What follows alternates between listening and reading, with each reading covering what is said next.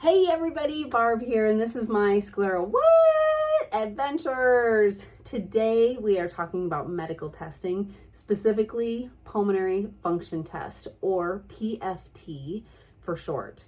So pulmonary function tests are really important for people that have pulmonary issues, such as myself, or anybody that might have an autoimmune disease, such as scleroderma. It's important that pulmonary function tests are done to get a baseline to figure out where you begin.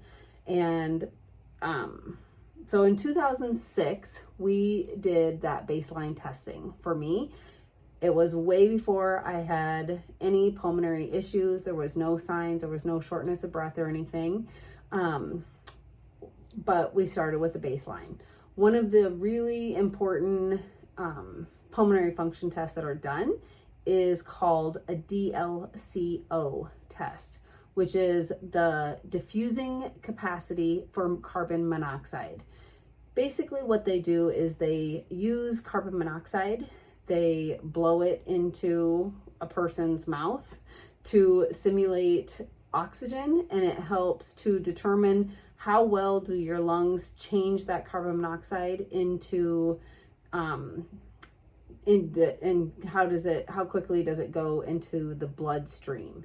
And remember, I am not a medical professional. This is just layman's terms. This is how I understand it to be.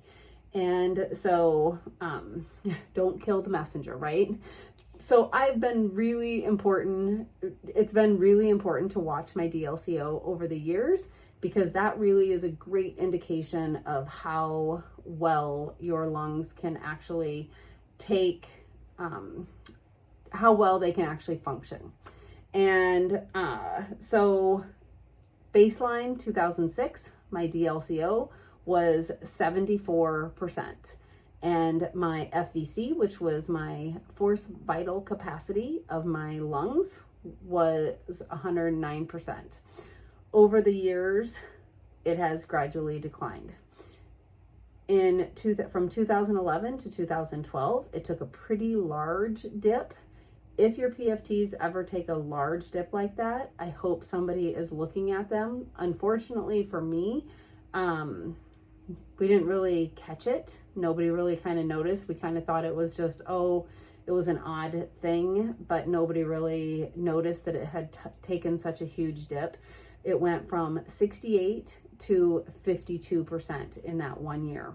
That was also the year that I started having a lot of leg issues, pulmonary edema actually. But looking back now, I truly believe it was pulmonary edema.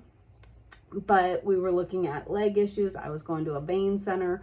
I had an ablation on my left leg because they were so bad, and I have been in compression stockings ever since then. So I've been in compression stockings since about 2012 because of it. But then looking at my history, now looking back at that, I'm guessing it was probably the pulmonary issues that were causing that. Again, totally my guess, not a medical professional. So fast forward to today, we're now in 2023. Although my last pulmonary function tests were actually 2022, last August. And last August, my DLCO was 42%.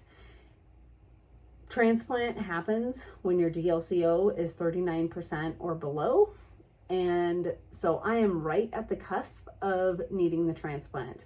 My FVC last August was 92%. So I have not really lost a lot of my forced vital capacity. Just from 2006, it went from 109% down to 92%. But the bigger issue is the DLCO has went from 74% down to 42%. Thus, this is where we're at, you guys.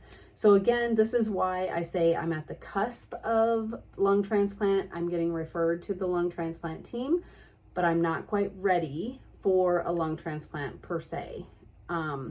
It's at 42%, the DLCO, and that's not the only number that they go by. This is not the only way that they determine if you need a transplant or not, but it's definitely a big one, and it's important to look at that. So that is where we're at. I hope that helps a little bit. If you guys have other questions, I would love to know what they are. Type them in the comments below, and I will definitely be answering all your questions. And again, thank you so much for coming along on this ride with me. It means everything to have your support. Thanks, everybody. We will see you soon.